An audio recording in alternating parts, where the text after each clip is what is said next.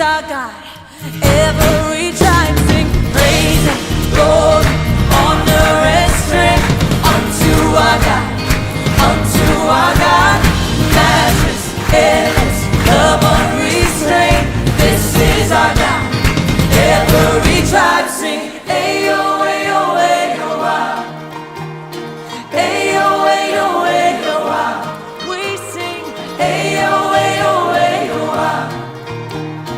Ayo, ayo, ayo, wow. Oh, there is no one like our God. No one. There is no one like our God. There is no one like our God. There is no one like our God. Wala kang katulad, O Diyos. Wala kang katulad, O Diyos. No hay nadie como nuestro Dios.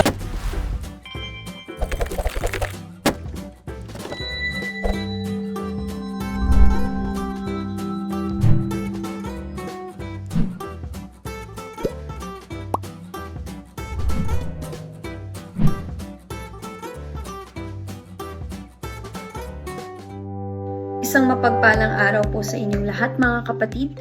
Narito po tayo muli sa ating morning devotion, Grab Food for the Soul, our daily dose for the nourishment of our soul. Simulan po natin ang araw sa pagbubulay nang makalakad tayo sa isang mapayapang pamumuhay.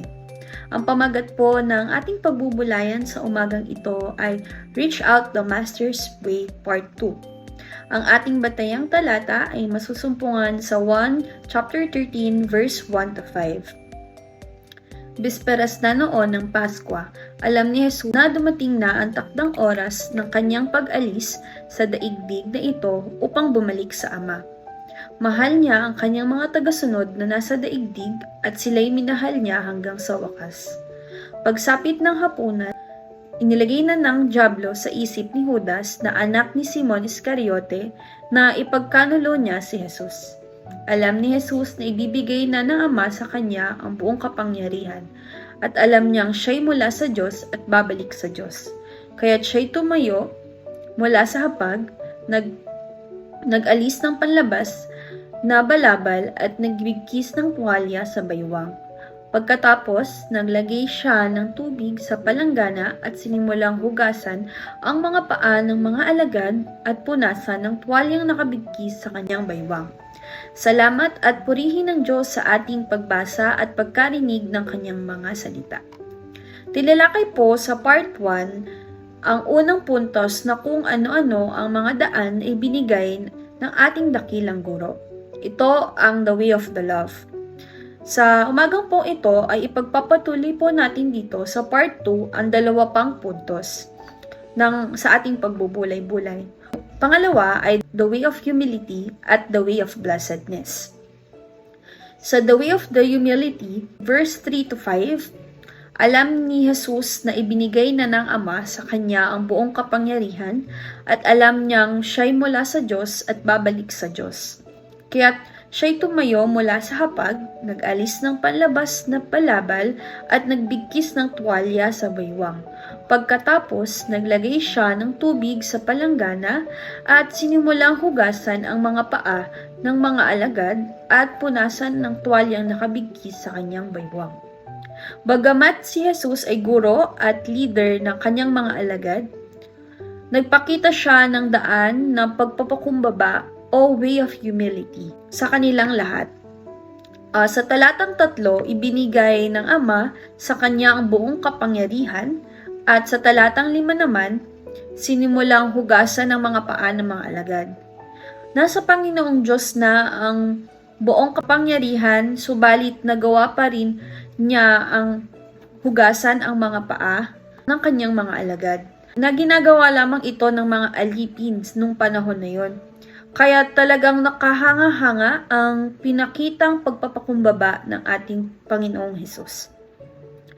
Itinuturo ng Panginoon na sa pagtupad ng kanilang tungkulin at pananagutan sa kapwa, walang puwang ang pagmamataas o pagmamayabang.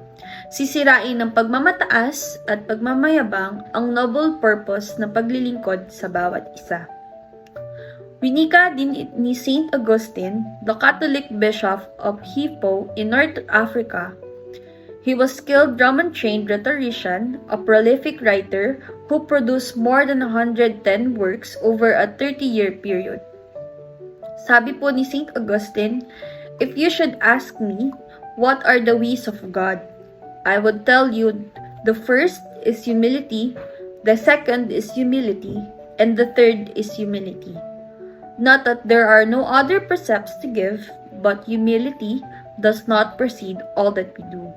Our efforts are fruitless." So talagang yung humility talaga yung magiging basis talaga kung ano yung mga ways para sa ating Panginoon. Yun ay yung humility. Tularan sa ating paggawa ang pagpapakumbaba ng Panginoong Hesus. Ang mapagkumbabang puso ay nagbubunga ng matagumpay at mabungang paglilingkod. Be humble like Christ. Ito ang mensahe sa Filipos 2 verse 8. Nagpapakumbaba siya at naging masunurin hanggang sa kamatayan. Maging ito man ay kamatayan sa krus. Sa pangatlong way naman, which is yung the way of blessedness, according sa 1 chapter 13 verse 15 to 17, binigyan ko kayo ng halimbawa upang inyong tularan. Pakatandaan ninyo, ang alipin ay hindi nakakahigit sa kanyang Panginoon, ni ang sinugo kaysa sa nagsugo sa kanya. Ngayon, alam na ninyo ito, pinagpala kayo kung ito'y gagawin ninyo. Ang salitang blessedness ay nagtutukoy o tumutukoy sa pagbibigay ng Diyos ng kanyang pagpapala at pabor. It's God's blessing and favor sa mga ginagawa ng kanyang kalooban at utos. Ang daan ng pagpapala sa talatang ay kung ito'y gagawin ninyo. Mapalad o blessed ang mga Kristiyanong nagsusumpungan, dedicated, and passionate sa pagtulad sa halimbawang binigay ng Panginoong Hesus. Sinabi ni John Scott, "We are sent into the world like Jesus to serve. For this is the natural expression of our love for our neighbors. We love, we go, we serve." Ayon naman sa Luke chapter 11 verse 28, "Blessed are those who hear the word of God and follow it." Nasa daan ng pagpapala o blessedness ang sumusunod sa pinagagawa ng Panginoon. Muli nating pagtibayin ang mga daan na binibigay ng ating dakilang guro. Una, way of love. Pangalawa, way of humility. Pangatlo, way of blessedness. Isang matagumpay at mapagpalang paglilingkod ang naranasan ng lahat ng tunay at tapat na tagasunod ng Panginoong Hesukristo. Binibigyan diin ng Panginoong Hesukristo sa 1 chapter 13 verse 15 to 17. Binigyan ko kayo ng halimbawa upang inyong tularan.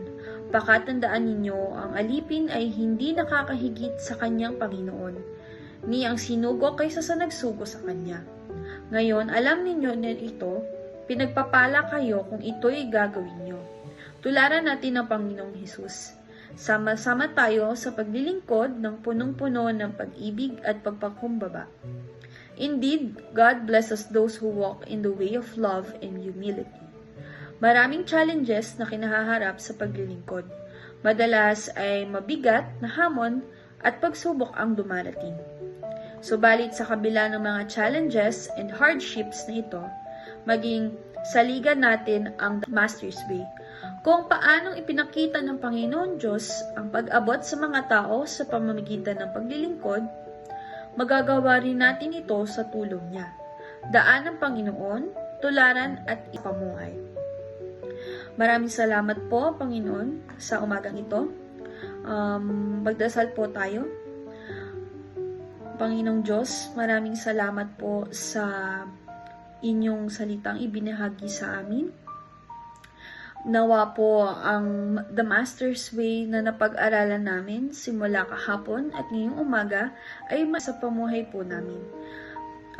Ingatan niyo po kami sa araw na ito at naway ang mga magsisipasok, ang mga may sakit, magsisitrabaho ay ingatan niyo po hanggang sa pagpasok at pag-uwi nila sa kanilang pagmamahal.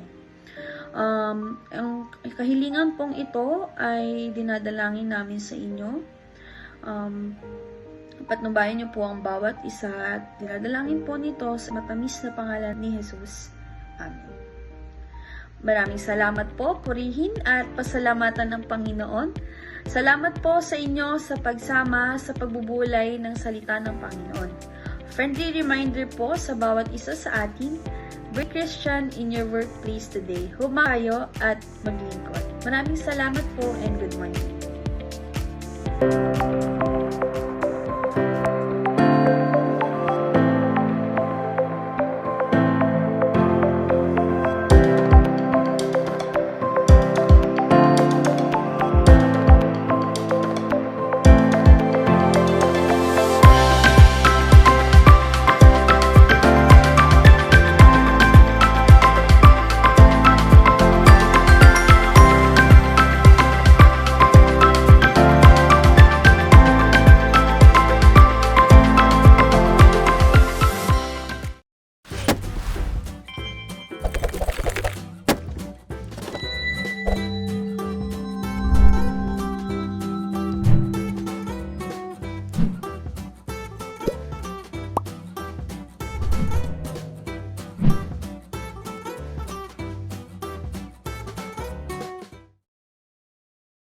Thank you.